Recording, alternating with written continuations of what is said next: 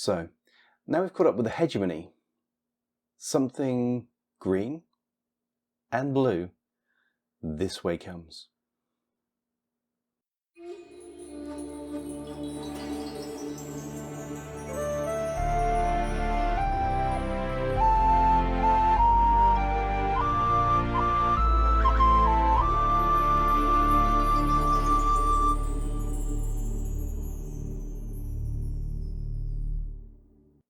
Welcome to Lindworm Travellers, the world of Warcrow. My name is Hydra, and today, in the second of 2 videos, we are going to take a look at the Northern Tribes, the upcoming releases for those guys and girls, and also discuss where the army is, look at the options for getting up to 250 points, so a standard game of Warcrow. Not just for the mighty Alborc, but also for a certain Ice Bear. So, let's get into it. And there you have them, the Tundra Marauders, as with the bulwarks on the bottom left of the card. You'll see the little meeple with 4s, that tells you that there's 4 Marauders in a full unit. They are 30 points for the 4. A 4-3 move is okay, 10 stride charge is fine. 2 wounds, a mid-orange willpower, 1 morale and availability of 2. So you can take 2 of these bad boys should you so wish. They're infantry, Varank, which is fine. They have preferred terrain, so that's this is good news. They like rugged terrain. And they are scout, which means that you can deploy them at the end of the deployment phase after everything else is down, or alternatively, you can keep them off the board and then bring them on during the turn, eating one of their activations, and then you can put them anywhere in your deployment zone if you do that. Or you can deploy them adjacent to a battlefield edge, as long as they are not within the opponent's deployment zone and no enemy units within 12 strides have line of sight. So you can whack these right up the board if you so wish, which is pretty tasty and pretty useful. Then we get into the combat side of things, and as you'd expect, they're Varank with big pokey sticks, so the violence is pretty intense. When they're at their full 3 to 4 miniatures, you're looking at 3 mid-orange attack die with an auto hit. Interestingly, you can't stress them for any bonuses, and there are no switches in there, so that's a thing. Defense, a mid-blue and a weak black with auto block with a switch, enabling you to displace yourself 3 strides, so you can get yourself out of combat and move yourself away. Conquest value of 1 is nice to have, that has to be said. Then we have the skill, Snow Leopard Tattoos, no line of sight. You can place yourself, you can move yourself 10 strides. Basically, if you engage in combat with an enemy unit, you can attack it. So basically, you can just teleport.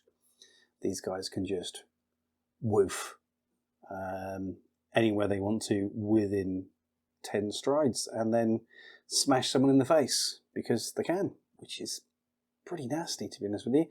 And once per game, they can put down caltrops during their activation. So within 5 strides, put a circular train of 6 strides diameter, giving rugged and trap, so the rugged doesn't impact them. Large and cavalry enemy units that place themselves adjacent to the caltrops at any moment during their activation get the frightened state to suffer 1 stress at the end of their activation, and you can't place caltrops on impassable terrain, which is nice. So yeah, overall these guys do hit reasonably hard. They're actually, for Northern Tribes, fairly good at controlling objectives with that conquest value of 1, which is nice. I think they really go well with the rest of the Varank units that we've got available in the skin changes and Njord and Ice Bear. I think it's a nasty little cocktail of combination of violence that they're going to put out, and definitely, especially with the Snow Leopard Tattoo, the ability to just catapult themselves up the board and then nom people in the face is particularly unpleasant. Caltrops are fun for the amount of control that they let you put into an area and just funnel the enemy into a position where you can then sort of engage them and slice them up, which is nice. And the miniatures are gorgeous, let's be honest. Stunning as per usual. Now, let's look at what adding in those guys does to the state of the Northern Tribes as a whole. So we have Winds from the North. So this is all the stuff you get in that box, as you should fully recognise, you dedicated Northern Tribes followers you. Then we have the Beyond box with Njord and the skin changes. And now we have the Marauders, and that puts us at 215 points. So we're in sniffing distance of that goal of the 250, but we're not quite there. So what can we do about that? Well, if we go with the Alborc combination, which is where I'm focusing to start off with, everything bar the Wise Mane. We dropped the Wise Mane from the list, which is it's a little painful actually. He's a pretty handy unit to have around, but then we can double up on the Orc Hunters and on the Marauders, and we end up, that actually takes us to exactly 250 points, which is not bad. We've got a lot of bodies on the field. The Orc Hunters a little bit slower than their teleporting brethren in the Marauders, and also the skin changes, but you've kind of got the blue tide to get in the face of the enemy and smash them, while Alborc and his buddies follow up to do the violence. So I don't think that's a particularly pleasant list. Again, this does suffer though from the issue of you're going to need 2 Winds from the North boxes to make those orcs happen. Much as you can go off and buy 2 Marauder packs, the only place to get the Hunters at the moment is in the Winds from the North box, so that's not ideal. But aside from that, yeah, I think this would be an interesting list. I think it would hit very hard. And I think there's enough warm bodies in there that it's going to mean that even with the range attacks that we're going to be getting out of Hegemony to start off with their various ranged filth, you should survive. You should get there, and especially with the teleporting and the Marauders, that should be some violence. Although maybe what you want to do is take the Marauders up, engage, and then pull them back for the Hunters to take over, so the Marauders can take objectives on the midline. Maybe that's a route to go. But yeah, there's some unpleasantness in there. We switch it round and put Ice Bear, Alborc, in there instead. If he replaces Alborc, because you can only have one or the other, they are option one or the other, then you're at 225 points, which is a little less convenient. We're kind of in a position where it's either, you can't take 2 Wise Manes, you can't get those in there.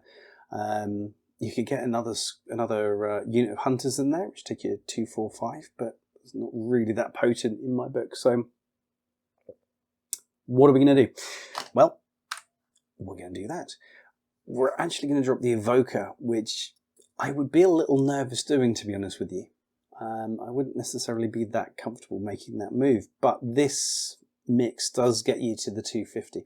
If you're wondering who Alborc is, if you don't have Alborc, he was the limited edition miniature that came out with the pre-order of Winds from the North. So there are still some places you can get him at this point, at the time of the production of this video, in September, wishing my life away, September 2024. So there are still places you can get him, but he's effectively a variant leader. He's actually converted himself into Ice Bear format. But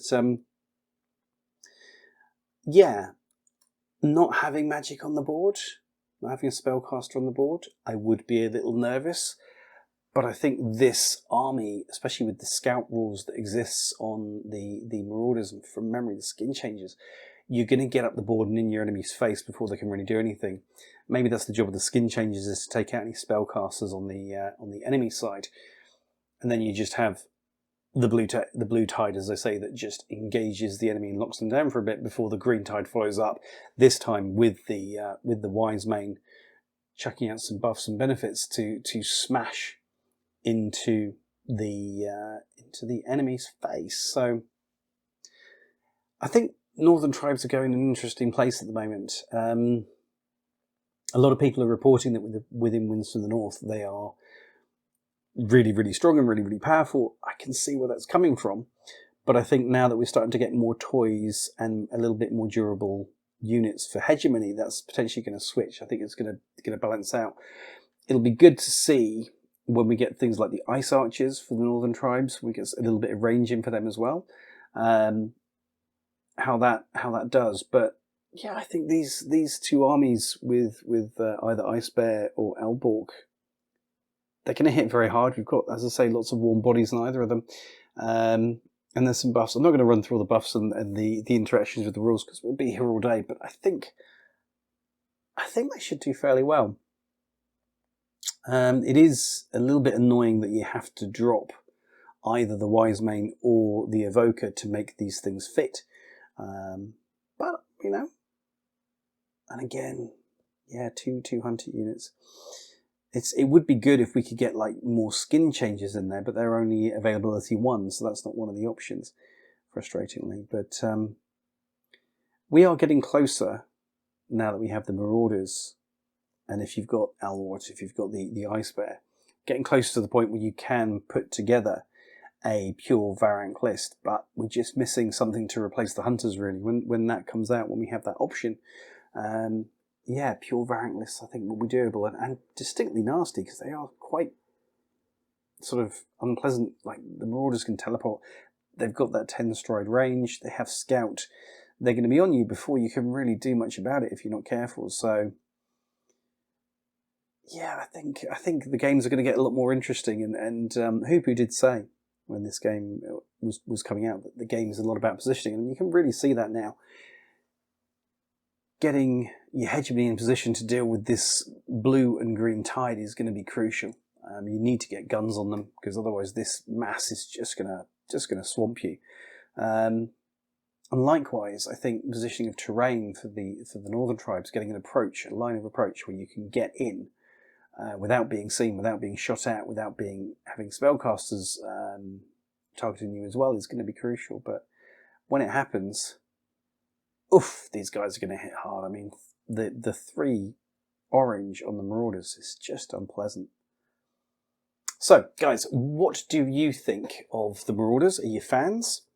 Do you like what they bring to the game? Do you like what they bring to the list? And what do you think of these two concepts of the list, the variant cleaning one and the all cleaning one?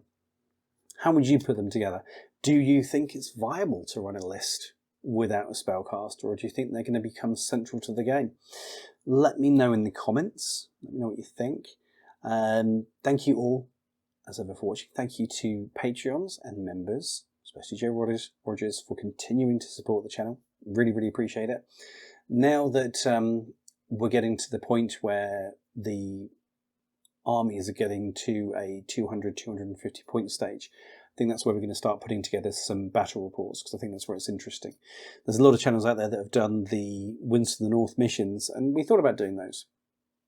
I was actually planning on doing those at one point, but I think I want to take it a little bit further. I want to do games where we have the bigger armies and you can see more of the game at play.